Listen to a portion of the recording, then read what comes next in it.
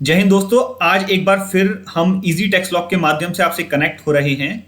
आज का जो टॉपिक है वो आपकी जो क्वेरीज थी बेसिकली हमारी एनएससी वाली वीडियो पर, उन क्वेरीज को बेस रखते हुए ही बना रहे हैं। आपकी क्वेरी थी कि पिछले साल कोविड पीरियड में बहुत सारी कैजुअलिटीज हुई, बहुत सारे लोगों की डेथ हुई, तो उन डिसीज्ड पर्सन की जो भी लीगल हेयर थे या नॉमिनी थे उनको कुछ अमाउंट मिला, चाहे वो लाइफ इंश्योरेंस का हो, लाइफ इंश्योरेंस की डेथ मैच्योरिटी की बात कर रहे हैं हम, चाहे अगर वो एम्प्लॉय थे मतलब एम्प्लॉयड थे कहीं तो ग्रेच्युटी का अमाउंट हो, लीव एनकैशमेंट सैलरी का अमाउंट हो, कोई लमसम अमाउंट हो, कंपनसेशन हो, या फुल एंड फाइनल सैलरी हो, या फिर एफडी की मैच्योरिटी हो, ये टैक्सेबल होंगे नहीं होंगे? टैक्सेबल होंगे तो किसके एंड पे होंगे और किस तरह से होंगे?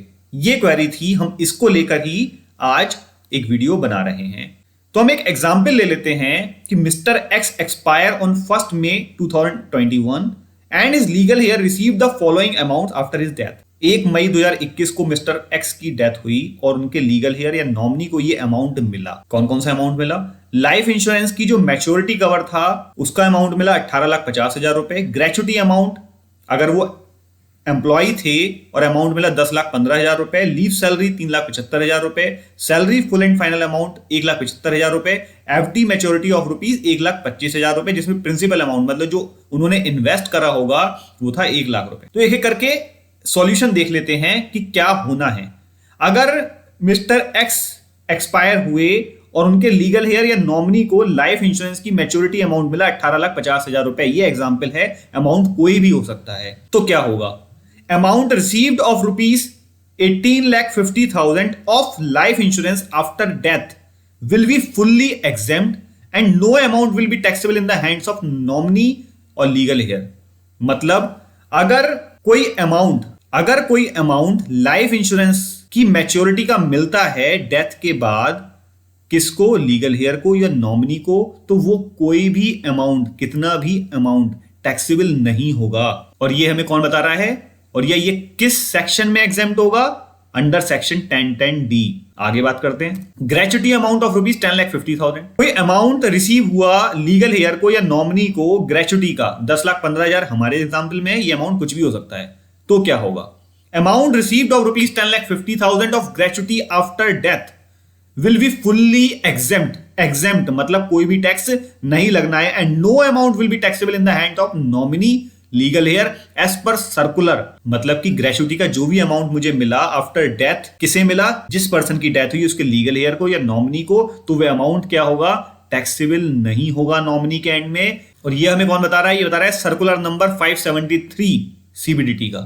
आगे बढ़ते हैं। Leave salary of rupees 3,75,000। अगर मुझे लीव एनकैशमेंट क्या होता है? जो क्यूमुलेटिव लीव होती जाती हैं, जो एम्प्लॉय नहीं लेता है, उसके बदले का उसे कैश मिल जाता है। अगर वो डेथ के बाद उसके लीगल हेयर या नॉमिनी को मिलता है तो वो भी टैक्सेबल नहीं होगा और पूरा का पूरा अमाउंट एग्जेम्प्ट हो जाएगा। ये कौन बता रहा है हमें? Circular number 309। आगे बढ़ते हैं। Salary full and final of rupees 1,75,000।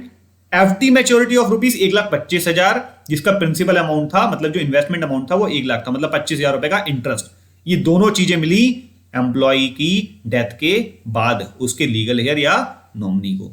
ये दोनों ही चीजें मतलब कि सैलरी फुल एंड फाइनल क्या होता है? जो मेरी कुछ सैलरी ड्यू रह गई थी या कुछ और ड्यू रह गए थे वो मुझे मिले मतलब लीगल हेयर या नॉमिनी को मिले आफ्टर डेथ। और एफडी कोई किसी उस पर्सन की थी जिसकी डेथ हो गई तो वो मैच्योर हुई तो वो अमाउंट लीगल हेयर को मिला, तो उसका इंटरेस्ट कंपोनेंट जो हमारे केस में 25,000 रुपए है, वो दोनों ही चीजें लीगल हेयर और नॉमिनी के एंड पे टैक्सेबल होंगी। इस पर टैक्स देना पड़ेगा। लेकिन अभी हमने बात करी किन 3 चीजों की? लाइफ इंश्योरेंस की डेथ मैच्योरिटी की, लमसम ग्रेच्युटी या कंपनसेशन अमाउंट की, या लीव सैलरी की। अगर ये तीनों चीजें डेथ के बाद लीगल हेयर को मिल रही हैं तो ये तीनों ही एग्जेम्प्ट होंगी। अब क्वेश्चन ये अराइज होता है, तो क्या फिर मैं ITR फाइल ना करूं? नहीं। अगर ये लीगल हेयर या नॉमिनी को ये अमाउंट मिलता है या फिर फुल एंड फाइनल सैलरी और एफडी मैच्योरिटी अमाउंट मिलता है तो लीगल हेयर को या नॉमिनी को आईटीआर फाइल करनी ही है, क्योंकि अगर आपके अकाउंट में ये अमाउंट हिट कर रहा है तो एक हैवी अमाउंट है जो आपकी रेगुलर इनकम से अलग है। तो अगर आप अपनी आईटीआर फाइल कर रहे हैं, उसमें आप अपनी रेगुलर इनकम दिखाएंगे, लेकिन आपके अकाउंट में ये चीजें भी आई होंगी, हो सकता है आपके 26 ईयर्स में भी रिफ्लेक्ट करने लगे क्योंकि आप नॉमिनी हैं।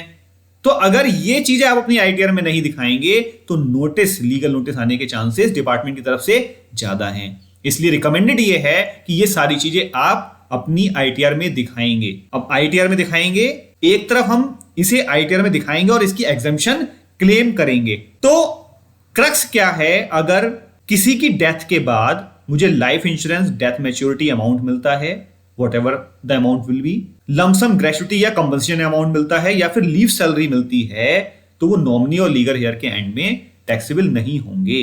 लेकिन सैलरी अगर फुल एंड फाइनल मिलती है और एफडी का मैच्योरिटी अमाउंट मिलता है, तो जो उसका इंटरेस्ट कंपोनेंट है और जो सैलरी है वो टैक्सेबल होगी।